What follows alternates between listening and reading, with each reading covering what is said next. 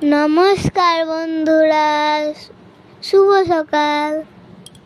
এই দেখো আমার মা বেগুন গাছে জল দিচ্ছে। এই দেখো আরেকটা বেগুন গাছে জল দিচ্ছে, কুমড়ো গাছে জল দিচ্ছে, ফুল গাছে জল দিচ্ছে। রোদ পড়েছে, গাছে জল না দিলে গাছগুলো তো মরেই যাবে। এই রোদে খুব জল খায়, প্রচুর জল খায়। এই দেখো বলেতে যাচ্ছে মিষ্টি কুমড়ো গাছে জল দিতে।